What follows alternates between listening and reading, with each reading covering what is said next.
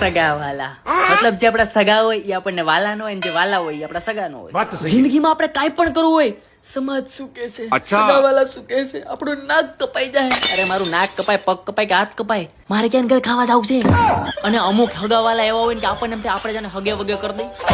લગ્નમાં અમુક ને ગયું હોય ને ખાઈ ખદોડીને પછી એમ કે શાકમાં તેલ વધારે હતું, દાળ હાવ પાણી જેવી હતી, તો તારું કામ ખાવી હતી. તારે 100 રૂપિયા ચાંદલો લખાવાનો 56 ભોગ જમવા હે. હા, અને અમુક કોઈ હળી હગાવાલા જે ઘરે આવીને હળી કરી રહ્યા જાય. મેં તમારી છોકરાને જોયો તો બાઈક પર એક છોકરી સાથે જતો તો, હા એ તારી માં હતી ભૂતના પેટના.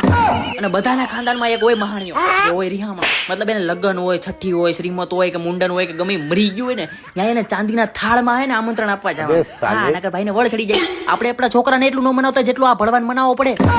અમુક નંગ હોય ઉચ્ચ કોટીના ટપાલી. હા, એનું કામ હોય અહીંથી તમે કોઈ પણ સગાવાલાની વાત કરો, એમાં મિર્ચ મસાલા લગાડી ઘરે જઈને કહે તમારા વિશે તો પેલા લોકો આવું આવું બોલતા હતા, સાવ ખરાબ બોલતા હતા. પણ તારે હું ને દોઢીનું થવાની જરૂર હતી ભણવા. અને આપણા સગાવાલામાં એક એવો નંગ હોય જ જે વર્ષોથી વાંઢો હોય. મતલબ ઈ ગમે ને મળે ને ભાઈ આપણી લાયક ક્યાંક હોય તો ગોઈ જ ગયો. આપણે જાણે કેમ બીજો કઈ ધંધો જ ન હોય. અને વર્ષોથી એટલો વાંઢો હોય ને કે બે છોકરાની માયરે કયો ને તોય પૈણી જાય. હા, લગ્ન માટે ગાંડો અને વર્ષોથી વાંઢો. વાહ.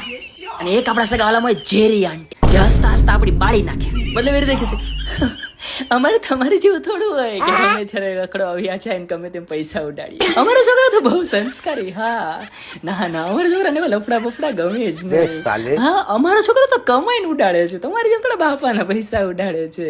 અને પછી છેલ્લે એમ કે માય ગયું મને તો છે ને આ ગામની ભળવાઈ કરવી ગમે જ નહીં. તો અત્યાર સુધી કર્યું તો હું કઈ કથા હતી.